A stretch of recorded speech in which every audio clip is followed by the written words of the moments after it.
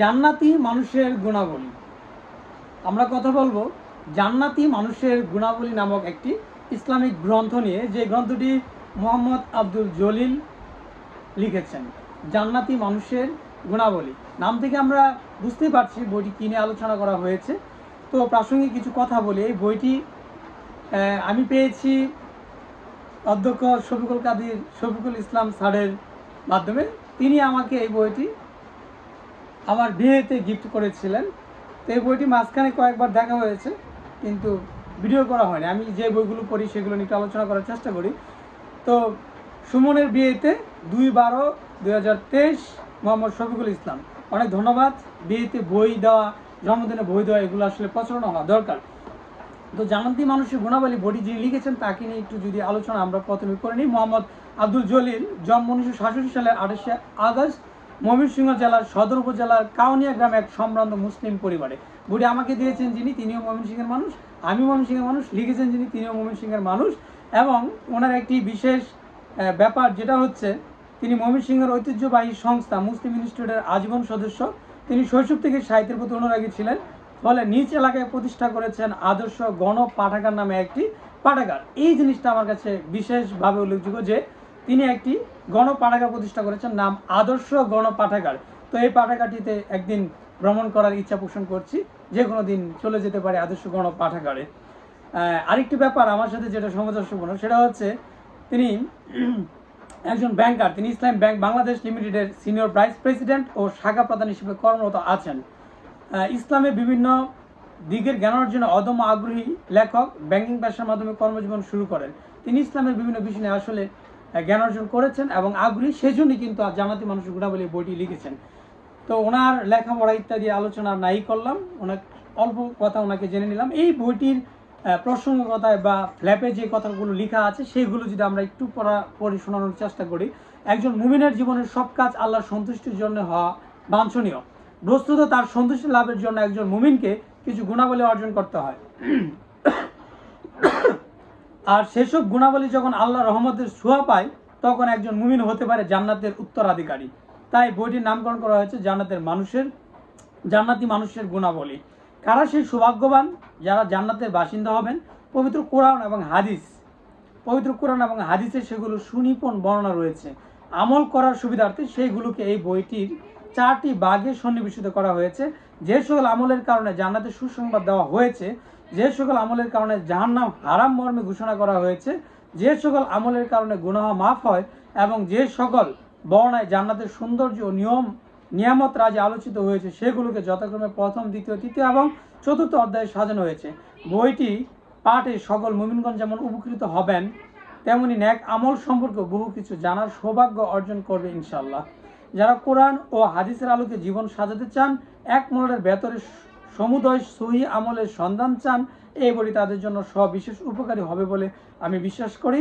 তাছাড়া ছাত্র, শিক্ষক, দিনের দায়ী সহ সকল পেশার মানুষের জন্য এতে চিন্তার খোরাক রয়েছে। ফ্ল্যাপের অংশটুকু লিখেছেন লেখক। তো এই ফ্ল্যাপের অংশটুকু থেকে আমরা বইয়ের উদ্দেশ্য এবং বইটিতে কি কি আছে সেই বিষয়গুলো কিন্তু জানতে পেরেছি ইতিমধ্যেই।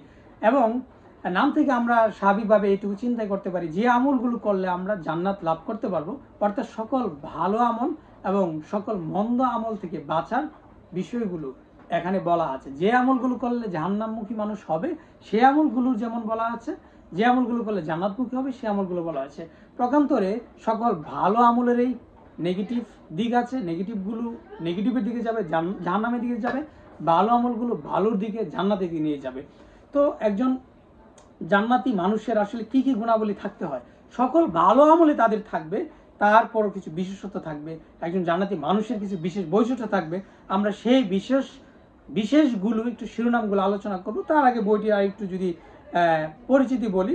এই বইটি একটি ধর্মীয় গ্রন্থ, প্রথম প্রকাশিত হয়েছিল 2020 সালের জানুয়ারিতে এবং পুনঃমুদ্রণ হয়েছে 2020 ডিসেম্বরে। দ্বিতীয় সংস্করণ হয়েছে 2021 মার্চে। লেখক নিজে এটা সত্য এবং প্রচ্ছদ করেছেন রহমান রুমেল। প্রকাশক হচ্ছে জাভেদ ইমন। প্রকাশনার নাম মুক্ত দেশ প্রকাশনা। বইটির মূল্য ধরা হয়েছে 360 টাকা। বইটির মোট পৃষ্ঠা আছে 384টি পেজ। তো দ্বিতীয় সংস্করণের ভূমিকা আছে, প্রথম সংস্করণের ভূমিকা এখানে লেখা আছে, লেখকের কথা বলা আছে, সেগুলো আলোচনা করছে। শুধু মূল কথা বলি, দ্বিতীয় সংস্করণ কেন করা হয়েছে? বইটির চাহিদার জন্য। এই বইগুলো মানুষ ব্যাপক চাহিদার সৃষ্টি হয়েছে এবং এই বই মানুষ হচ্ছে বিভিন্ন অনুষ্ঠানে উপহার হিসেবে দেয়। আমি যেমন উপহার হিসেবে পেয়েছি। লেখক এই কথাগুলো এখানে লিখেছেন ভূমিকাতে, মানে সংস্করণের কথায়। সেই প্রেক্ষাপটে এই বইটির এত এত এত সংস্করণ বা এত আবার দ্বিতীয় সংস্করণ প্রয়োজন হয়েছে, এটার ব্যাপক চাহিদার কারণে। তো বইটির শিরোনামগুলো আমি একটু পড়ে শোনাতে চাচ্ছি, যে এই বইটিতে যে জান্নাতি মানুষের গুণাবলী বলা হয়েছে সেখানে আসলে কি কি বিষয় আছে। যেহেতু 4টি অধ্যায়ের কথা বলা আছে, প্রথম অধ্যায়ে আছে যে সকল আমলের কারণে জান্নাতে সুসংবাদ দেওয়া হয়েছে। 1 নাম্বার যে চ্যাপ্টার সেটা হচ্ছে যে সকল আমলের কারণে জান্নাতে সুসংবাদ দেওয়া হয়েছে। 1 নাম্বার পরিচ্ছেদ ঈমান ও আমলে সালে। এটার ভিতরে অনেকগুলো উপপরিচ্ছেদ আছে। প্রথম পরিচ্ছেদ, তারপরে অনুচ্ছেদ বা উপপরিচ্ছেদ দিয়ে আরো অনেকগুলো ভাগ আছে। আমি শুধু শিরোনামগুলো, পরিচ্ছেদগুলো বলছি। 2 নম্বরে আছে আল্লাহ ও তার রাসূলের আনুগত্য করা। তৃতীয়তে আছে সময় মতো ও সঠিকভাবে ফরজ সালাত নামাজ আদায় করা, সময় মতো এবং সঠিকভাবে ফরজ সালাত বা নামাজ আদায় করা। চতুর্থতে আছে জাকাত আদায় করা। পঞ্চম ভাগ সিয়াম বা রোজা পালন করা। আমাদের ইসলামের যে 5টি মূল স্তম্ভ, মানে যেই 5টি কাজ ফরজ, সেই 5টি কাজের কথা বলা আছে। আছে হজ সমাধান করা, যদিও এর 2টি হচ্ছে বৃত্তবানদের জন্য। আল কোরআন অধ্যয়ন করা, 7ম পরিচ্ছেদ আল কোরআন অধ্যয়ন করা। 8ম পরিচ্ছেদ আছে শিরক থেকে বাঁচা। এটি একটি মারাত্মক বিষয়, শিরকের গুনাহ আল্লাহ পাক মাফ করবেন না, সেই জন্য শিরক থেকে বাঁচতে হবে। একজন মুমিন মানি হচ্ছেন সে শিরক মুক্ত। যখন শিরক হয়ে যাবে তখন তো সে আর মুমিন থাকবে না, সে ঈমান হারা হয়ে যাবে। 9ম ভাগে আছে কবিরা গুনাহ থেকে বিরত থাকা। 10ম আছে মুত্তাকির গুণ, বিশেষ বৈশিষ্ট্য অর্জন করা, মুত্তাকির গুণ। 11তে আছে আল্লাহর ভয়, আল্লাহর ভীতি অর্জন করা, কুপ্রবৃত্তি থেকে নিজেকে বিরত রাখা, উত্তম চরিত্রের অধিকারী হওয়া ও সদাচরণ করা। 14তে আছে পিতামাতার হক আদায় ও তাদের সেবা করা। 15তে আছে জিহ্বা ও লজ্জাস্থানে হেফাজত করা। মুমিনের বা মুত্তাকির একটি গুরুত্বপূর্ণ বিষয় জিহ্বা ও লজ্জাস্থান হেফাজত করা। আমি মনে করি যে মানুষগুলো জিহ্বা ও লজ্জাস্থান হেফাজত করতে পারবে সে অটোমেটিক্যালি পরহেজগার, দিনদার হয়ে যাবে। জিহ্বা ও লজ্জাস্থান খুবই গুরুত্বপূর্ণ একটি বিষয়। 16তে আছে সূরা মুমিনে বর্ণিত 7টি গুণে গুণান্বিত হওয়া। সূরা মুমিনের বিষয়, সূরা মুমিনের একজন 7টি গুণ বর্ণনা করা আছে, সেই গুণগুলোর কথা বলা আছে। 17তে আছে আল্লাহর পথে জিহাদ করা, জিহাদ ফি সাবিলিল্লাহ, আল্লাহর রাস্তায় জিহাদ করতে হবে। 18 নম্বর বিষয় আছে 6টি বিষয়ে জামানত দেওয়া। 6টি বিষয়ে জামানত দেওয়া, বইটি খুবই গুরুত্বপূর্ণ। 6টি বিষয়ের জামানত দেওয়া। এতিমের তত্ত্বাবধান বা প্রতিপালন করা, হাদিসে বর্ণিত 4টি গুণে গুণান্বিত হওয়া, মসজিদ নির্মাণ করা, সালামের প্রসার করা, আহার করানো, কাউকে আহার করানো, রাস্তা থেকে কষ্টদায়ক বস্তু সরে ফেলা, ইমানের সর্বনিম্ন যে স্তর রয়েছে। প্রতিদিন নিয়মিত 12 রাকাত সুন্নত সালাত আদায় করা, মিথ্যা না বলা, ঝগড়া পরিহার করা, রুগী দেখতে যাওয়া, সেবা করা, হাদিসে বর্ণিত 3টি গুণে গুণান্বিত হওয়া, জারফুকের শরণাপন্ন না হওয়া, শুভ অশুভ না মানা। এগুলো কিন্তু আমি পরিচ্ছেদ বলছি, এর প্রত্যেকটার ভিতরে কিন্তু উপপরিচ্ছেদ বা অনুচ্ছেদ আকারে আরো ভিতর বিস্তারিত বর্ণনা আছে। আল্লাহর সন্তুষ্টি উদ্দেশ্যে সদকা বা দান করা, যেমন এটা একটা শিরোনাম, এর ভিতরে আছে ধন সম্পদ মালিকের অংশ আসলে কতটুকু, দানের ব্যাপারে নির্দেশনা, সদকা বা দানের ফজিলত কি, দানের অনুপম দৃষ্টান্ত ইত্যাদি বিভিন্ন মানে পরিচ্ছদ আকারের ভিতরে আর অনেক কথা আছে। সততা ও আমানতদারির সাথে ব্যবসা বাণিজ্য করা। মহিলাদের জন্য 4টি বিশেষ আমলের কথা বলা আছে। রাসূলুল্লাহ সাল্লাল্লাহু আলাইহি ওয়াসাল্লামের উপর সালাত, দুরূদ ও সালাম পাঠ করা, বেশি বেশি তওবা ও ইস্তেগফার করা, আজান দেওয়া, আজানে জবাব দেওয়া ও নির্দিষ্ট দোয়া পড়া, আল্লাহর 99 নামের হেফাজত করা, লজ্জাশীলতা অবলম্বন করা। প্রথম অধ্যায় এইটুকু পড়লাম আমি। এরকম ভাবে দ্বিতীয় অধ্যায়, শুধু আমি যদি টাইটেলগুলো দ্রুত পড়ে ফেলি, যে সকল আমলের কারণে জাহান্নাম হারাম মর্মে ঘোষণা করা হয়েছে। ও এটা দ্বিতীয় অধ্যায়, শুধু এই একটা বিষয় আছে, যে সকল আমলের কারণে জাহান্নাম হারাম মর্মে ঘোষণা করা হয়েছে। তৃতীয় অধ্যায় আছে যে সকল আমলে গুনাহ মাফ করা হয়। এটার ভিতরে অনেকগুলো বিষয় আছে, আমি ওই বিষয়গুলো আর পড়ছি না। চতুর্থ অধ্যায় আছে জান্নাতের বর্ণনা, জান্নাত কাকে বলে, জান্নাতের প্রকার, জান্নাত কেমন, জান্নাতের মত ইত্যাদি জান্নাতের বিষয়াবলীগুলো বর্ণনা করা হয়েছে চতুর্থ অধ্যায়। জান্নাতবাসীরা কেমন হবে, জান্নাতের নিয়ামত সমূহ এবং শেষ কথা বলে একটি অনুচ্ছেদে গ্রন্থটি শেষ করা আছে এবং গ্রন্থপঞ্জি আছে। বিভিন্ন যেই গ্রন্থগুলো থেকে রেফারেন্স নেওয়া হয়েছে সেই বইগুলো, গ্রন্থপঞ্জিগুলো এখানে শেষে দেওয়া হয়েছে। তো সর্বশেষ যে কথাগুলো আছে তার আগে যে বাক্যটি আছে জান্নাতে জান্নাতে বাসীরা কেমন হবে সেই বিষয়গুলো যদি একটু আমরা জানি, অনেকেই জান্নাতের মানুষগুলো কেমন হবে, তারপরে একটু বলি। জান্নাতে মানুষগুলো, জান্নাতীরা হবে 60 হাত লম্বা হবেন, বিস্তারিত বর্ণনা আছে, আমি তা আর বলছি না। জান্নাতীদের বয়স হবে 30 বছর অথবা 33 বছর, মানে 30 অথবা 33 বছর।